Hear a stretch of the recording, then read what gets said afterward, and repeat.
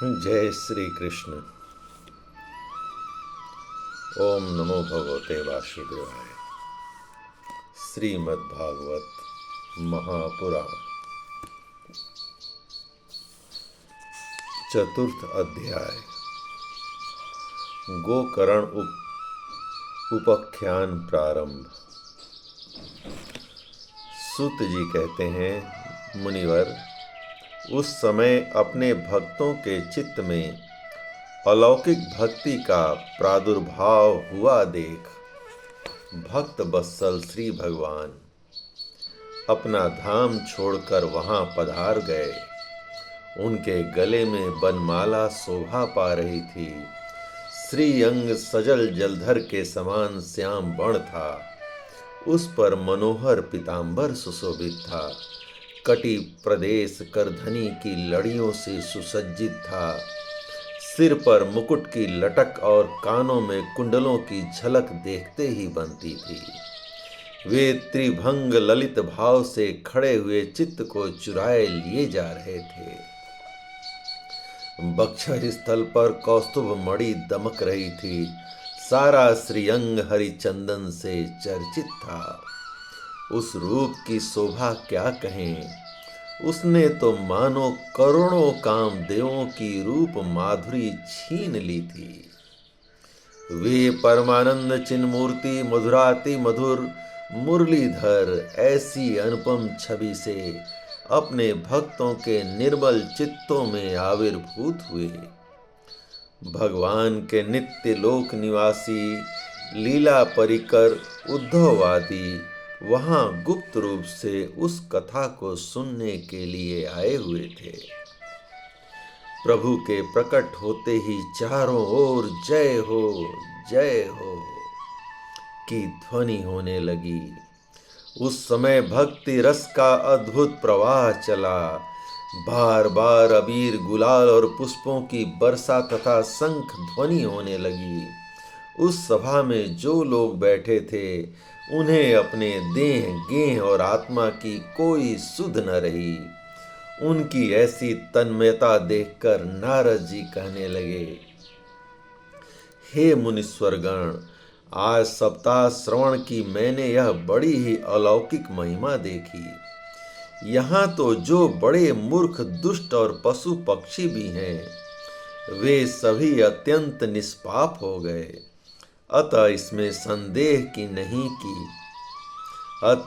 संदेह नहीं कि कलिकाल में चित्त की शुद्धि के लिए इस भगवत कथा के समान मर्त्य लोक में पाप पुंज का नाश करने वाला कोई दूसरा पवित्र साधन नहीं है।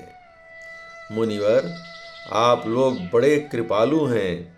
आपने संसार के कल्याण का विचार करके यह बिल्कुल निराला ही मार्ग निकाला है। आप कृपया यह तो बताइए, किस कथा रूप सप्ताह यज्ञ के द्वारा संसार में कौन कौन लोग पवित्र हो जाते हैं। सनकादि ने कहा, जो लोग सदा तरह तरह के पाप किया करते हैं, निरंतर दुराचार में ही तत्पर रहते हैं और उल्टे मार्गों से चलते हैं, तथा जो क्रोधाग्नि से जलते रहने वाले कुटिल और काम परायण हैं, वे सभी इस कलयुग में सप्ताह यज्ञ से पवित्र हो जाते हैं। जो सत्य से च्युत, माता पिता की निंदा करने वाले, तृष्णा के मारे व्याकुल, आश्रम धर्म से रहित, दंभी, दूसरों की उन्नति देखकर कुढ़ने वाले और दूसरों को दुख देने वाले हैं, वे भी कलयुग में सप्ताह यज्ञ से पवित्र हो जाते हैं। जो मदिरापान, ब्रह्म हत्या, सुवर्ण की चोरी, गुरु स्त्री गमन और विश्वासघात, ये 5 महापाप करने वाले, छल छद्म परायण, क्रूर, पिशाचों के समान निर्दयी, ब्राह्मणों के धन से पुष्ट होने वाले और व्यभिचारी हैं, वे भी कलयुग में सप्ताह यज्ञ से पवित्र हो जाते हैं। जो दुष्ट आग्रह पूर्वक सर्वदा मन, वाणी या शरीर से पाप करते रहते हैं, दूसरे के धन से ही पुष्ट होते हैं तथा मलिन मन और दुष्ट हृदय वाले हैं, वे भी कलयुग में सप्ताह यज्ञ से पवित्र हो जाते हैं। नारद जी, अब हम तुम्हें इस विषय में एक प्राचीन इतिहास सुनाते हैं। इसके सुनने से ही सब पाप नष्ट हो जाते हैं। पूर्व काल में तुंगभद्रा नदी के तट पर एक अनुपम नगर बसा हुआ था। वहाँ सभी वर्णों के लोग अपने अपने धर्मों का आचरण करते हुए सत्य और सत्कर्मों में तत्पर रहते थे। उस नगर में समस्त वेदों का विशेषज्ञ, श्रौत स्मार्त कर्मों में निपुण एक आत्मदेव नाम का ब्राह्मण रहता था। वह साक्षात दूसरे सूर्य के समान तेजस्वी था। वह धनी होने पर भी भिक्षाजीवी था। उसकी प्यारी पत्नी धुंधली, कुलीन एवं सुंदरी होने पर भी सदा अपनी बात पर अड़ जाने वाली थी। उसे लोगों की बात करने में सुख मिलता था। स्वभाव था क्रूर, प्रायः कुछ न कुछ बकवाद करती रहती थी। गृह कार्य में निपुण थी, कृपण थी और थी झगड़ालू। इस प्रकार ब्राह्मण दंपत्ति प्रेम से अपने घर में रहते और विहार करते थे। उनके पास अर्थ और भोग विलास की सामग्री बहुत थी। घर द्वार भी सुंदर था, परंतु उन्हें कोई सुख नहीं था। जब अवस्था बहुत ढल गई, तब उन्होंने संतान के लिए तरह तरह के पुण्य कर्म आरंभ किए और वे दीन दुखियों की गौ, पृथ्वी, सुवर्ण और वस्त्रादि दान करने लगे। इस प्रकार धर्म मार्ग में उन्होंने अपना आधा धन समाप्त कर दिया, तो भी उन्हें पुत्र या पुत्री किसी का भी मुख देखने को नहीं मिला। इसलिए अब वह ब्राह्मण बहुत ही चिंतातुर रहने लगा।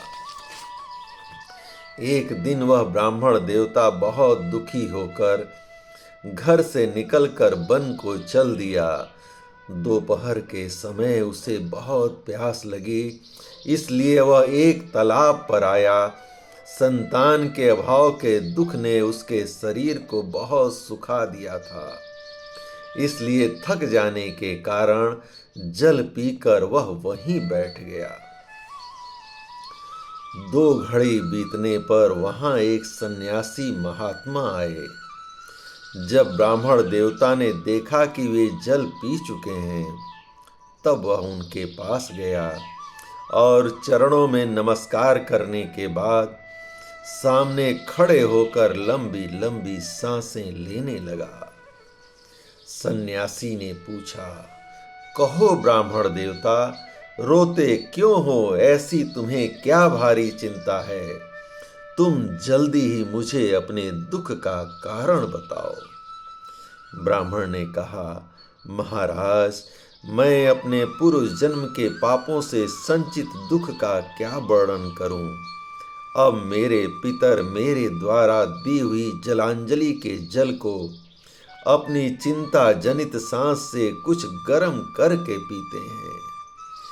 देवता और ब्राह्मण मेरा दिया हुआ प्रसन्न मन से स्वीकार नहीं करते। संतान के लिए मैं इतना दुखी हो गया हूं कि मुझे सब सूना ही सूना दिखाई देता है। मैं प्राण त्यागने के लिए यहाँ आया हूँ। संतानहीन जीवन को धिक्कार है, संतानहीन गृह को धिक्कार है, संतानहीन धन को धिक्कार है और संतानहीन कुल को धिक्कार है। मैं जिस गाय को पालता हूँ वह भी सर्वथा बांझ हो जाती है। जो पेड़ लगाता हूँ उस पर फल फूल नहीं लगते। मेरे घर में जो फल आता है वह बहुत जल्द सड़ जाता है। जब मैं ऐसा अभागा और पुत्रहीन हूँ, तब फिर मेरे इस जीवन को ही रखकर मुझे क्या करना है? यूं कहकर वह ब्राह्मण दुख से व्याकुल हो उन सन्यासी महात्मा के पास फूट फूट कर रोने लगा। तब उन यतिवर के हृदय में बड़ी करुणा उत्पन्न हुई। वे योग निष्ठ थे। उन्होंने उसके ललाट की रेखाएं देखकर सारा वृतांत जान लिया। फिर उसे विस्तार पूर्वक बताया। सन्यासी ने कहा, हे ब्राह्मण देवता, इस प्रजा प्राप्ति का मोह त्याग दो। कर्म की गति प्रबल है। विवेक का आश्रय लेकर संसार की वासना छोड़ दो।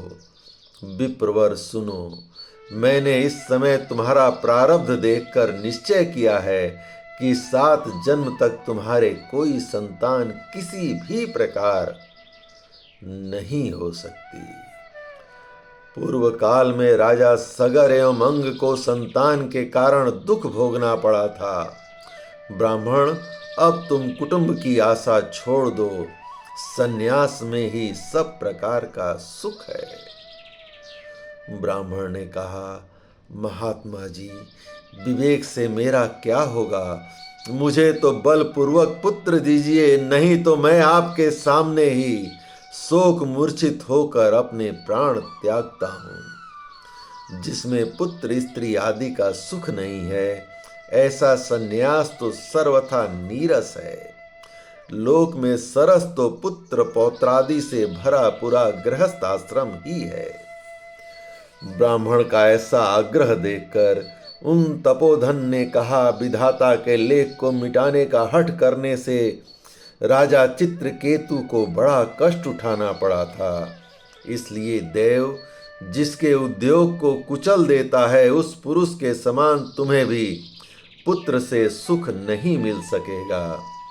तुमने तो बड़ा हठ पकड़ रखा है और अर्थी के रूप में तुम मेरे सामने उपस्थित हो।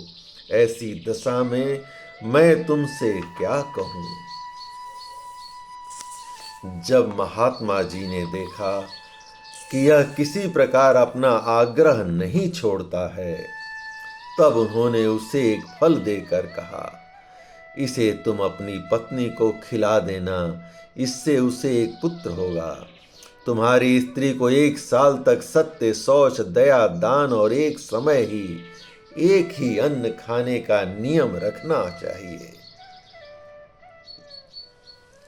यदि वह ऐसा करेगी तो बालक बहुत शुद्ध स्वभाव वाला होगा। यूं कहकर वे योगी राज चले गए और ब्राह्मण अपने घर लौट आया। वहां आकर उसने वह फल अपनी स्त्री के हाथ में दे दिया और स्वयं कहीं चला गया। उसकी स्त्री तो कुटिल स्वभाव की थी। वह रो रो कर अपनी एक सखी से कहने लगी, सखी, मुझे तो बड़ी चिंता हो गई। मैं यह फल नहीं खाऊंगी। फल खाने से गर्व रहेगा, गर्व से पेट बढ़ जाएगा, फिर कुछ खाया पिया जाएगा नहीं, मेरी शक्ति क्षीण हो जाएगी। तब बता घर का धंधा कैसे होगा? और देववश यदि कहीं गांव में डाकुओं का आक्रमण हो गया तो गर्भिणी स्त्री कैसे भागेगी? यदि सुखदेव जी की तरह यह गर्भ भी पेट में ही रह गया तो इसे बाहर कैसे निकाला जाएगा? और कहीं प्रसव काल के समय वह टेढ़ा हो गया तो फिर प्राणों से ही मुझे हाथ धोना पड़ेगा। यूं भी प्रसव के समय बड़ी भयंकर पीड़ा होती है। मैं सुकुमारी भला यह सब कैसे सह सकूंगी? मैं जब दुर्बल पड़ जाऊंगी तब ननद रानी आकर घर का सब माल मता समेट ले जाएंगी और मुझसे जो सत्य शौचादि नियमों का पालन होना भी कठिन जान पड़ता है। जो स्त्री बच्चा जनती है उसे उस बच्चे के लालन पालन में बड़ा कष्ट उठाना होता है। मेरे विचार से तो बंध्या या विधवा स्त्रियां ही सुखी हैं। मन में ऐसे ही तरह तरह के कुतर्क उठने से उसने वह फल नहीं खाया। जब उसके पति ने पूछा, फल खा लिया? तब उसने कहा, हाँ, खा लिया। एक दिन उसकी बहन अपने आप ही उसके घर आई। तब उसने अपनी बहन को सारा वृतांत सुनाकर कहा, मेरे मन में बड़ी चिंता है। मैं इस दुख के कारण दिनों दिन दुर्बल होती जा रही हूँ। बहन, मैं क्या करूँ? बहन ने कहा, मेरे पेट में बच्चा है। प्रसव होने पर वह बालक मैं तुझे दे दूंगी। तब तक तू गर्भवती के समान घर में गुप्त रूप से सुख से रह। तू मेरे पति को कुछ धन दे देगी तो वे तुझे अपना बालक दे देंगे। हम ऐसी युति करेंगे जिससे सब लोग यही कहें कि इसका बालक 6 महीने का होकर मर गया, और मैं नित्य प्रति तेरे घर आकर उस बालक का पालन पोषण करती रहूंगी। तू इस समय इसकी जांच करने के लिए फल गौ को खिला दे। ब्राह्मणी ने स्त्री स्वभाव बस जो जो उसकी बहन ने कहा वैसा ही किया। इसके पश्चात समय के अनुसार जब उस स्त्री के पुत्र हुआ, तब उसके पिता ने चुपचाप लाकर उसे धुंधली को दे दिया, और उसने आत्मदेव को सूचना दे दी कि मेरे सुखपूर्वक बालक हो गया है। इस प्रकार आत्मदेव के पुत्र हुआ सुनकर सब लोगों को बड़ा हर्ष आनंद हुआ। ब्राह्मण ने उसका जात कर्म संस्कार करके ब्राह्मणों को दान दिया, और उसके द्वार पर गाना बजाना तथा अनेक प्रकार के मांगलिक कृत्य होने लगे। धुंधली ने अपने पति से कहा, मेरे स्तनों में दूध ही नहीं है, फिर गौ आदि किसी अन्य जीव के दूध से मैं इस बालक का किस प्रकार पालन करूंगी? मेरी बहन के अभी बालक हुआ है जो मर गया है। उसे बुलाकर अपने यहाँ रख लें तो वह आपके इस बच्चे का पालन पोषण कर लेगी। तब पुत्र की रक्षा के लिए आत्मदेव ने वैसा ही किया, तथा माता धुंधली ने उस बालक का नाम धुंधकारी रखा। इसके बाद 3 महीने बीतने पर उस गौ के भी एक मनुष्य के आकार का बच्चा हुआ। वह सर्वांग सुंदर, दिव्य, निर्मल तथा स्वर्ण की सी कांति वाला था। उसे देखकर ब्राह्मण देवता को बड़ा आनंद हुआ, और उसने स्वयं ही उसके सब संस्कार किए। इस समाचार से सब लोगों को बड़ा आश्चर्य हुआ, और वे बालक को देखने के लिए आने लगे तथा आपस में कहने लगे, देखो भाई, अब आत्मदेव का कैसा भाग्य उदय हुआ है। कैसे आश्चर्य की बात है कि गौ को भी ऐसा दिव्य रूप बालक उत्पन्न हुआ है। दैव योग से इस गुप्त रहस्य का किसी को भी कोई ज्ञान न था। आत्मदेव ने उस बालक के गौ के कान से देखकर उसका नाम गौकर्ण रखा। कुछ काल बीतने पर दोनों बालक जवान हो गए। उनमें गौकर्ण तो बड़ा पंडित और ज्ञानी हुआ, किंतु धुंधकारी बड़ा ही दुष्ट निकला। स्नान शौचादि ब्राह्मणोचित आचारों का उसमें नाम भी न था, न खान पान का कोई परहेज था। क्रोध बहुत बढ़ा चढ़ा था। वह बुरी बुरी वस्तुओं का संग्रह किया करता था। मुर्दे के हाथ से छुआया हुआ अन्न खा लेता था। दूसरों की चोरी करना, सब लोगों से द्वेष बढ़ाना उसका स्वभाव बन गया था। छिपे छिपे वह दूसरों के घरों में आग लगा देता था। दूसरों के बालकों को खिलाने के लिए गोद में लेता और उन्हें चट कुएं में डाल देता। हिंसा का उसे व्यसन हो गया था। हर समय वह अस्त्र शस्त्र धारण किए रहता और बेचारे अंधे और दीन दुखियों को व्यर्थ ही तंग करता रहता। चंडालों से उसका विशेष प्रेम था। बस हाथ में फंदा लिए कुत्तों की टोली के साथ शिकार की टोह में घूमता रहता। वेश्याओं के जाल में फंसकर उसने अपने पिता की सारी संपत्ति नष्ट कर दी। एक दिन माता पिता को मार पीट कर घर के सब बर्तन भांडे उठा ले गया। इस प्रकार जब सारी संपत्ति स्वाहा हो गई, तब उसका कृपण पिता फूट फूट कर रोने लगा और बोला, इससे तो इसकी माँ का बाँझ रहना ही बेहतर था। कुपुत्र तो बड़ा ही दुखदाई होता है। अब मैं कहाँ रहूं, कहाँ जाऊं? मेरे इस संकट को कौन काटेगा? हाय, मेरे ऊपर तो बड़ी विपत्ति आ पड़ी है। इस दुख के कारण अवश्य मुझे एक दिन प्राण छोड़ने पड़ेंगे। उसी समय परम ज्ञानी गोकर्ण वहां आए। उन्होंने पिता को वैराग्य का उपदेश देते हुए समझाया, पिताजी, यह संसार असार है। यह अत्यंत दुख रूप है और मोह में डालने वाला है। पुत्र किसका, धन किसका? स्नेहवान पुरुष रात दिन दीपक के समान जलता रहता है। सुख न तो इंद्र को है और न चक्रवर्ती राजा को ही। सुख है तो केवल विरक्त एकांत जीवी मुनि को। यह मेरा पुत्र है, इस अज्ञान को छोड़ दीजिए। मोह से नरक की प्राप्ति होती है। यह शरीर तो नष्ट होगा ही, इसलिए सब कुछ छोड़कर वन में चले जाइए। गोकर्ण का वचन सुनकर आत्मदेव वन में जाने के लिए तैयार हो गए और बोले, बेटा, वन में रहकर मुझे क्या करना चाहिए, यह मुझसे विस्तार पूर्वक कहो। मैं बड़ा मूर्ख हूँ। अब तक कर्म बस स्नेह पास में बंधा हुआ अपंग की भांति इस घर रूप अंधेरे कुएं में पड़ा रहा हूँ। तुम बड़े दयालु हो, इससे मेरा उद्धार करो। गोकर्ण ने कहा, पिताजी, यह शरीर हड्डी मांस और रुधिर का पिंड है। इसे आप मैं मानना छोड़ दें और स्त्री पुत्र आदि को अपना कभी न माने। इस संसार को रात दिन क्षण भंगुर देखें। इसकी किसी भी वस्तु को स्थायी समझकर उसमें राग न करें। बस एकमात्र वैराग्य रस के रसिक होकर भगवान की भक्ति में लगे रहें। भगवत जन ही सबसे बड़ा धर्म है। निरंतर उसी का आश्रय लिए रहें। अन्य सब प्रकार के लौकिक धर्मों से मुख मोड़ लें। सदा साधु जनों की सेवा करें।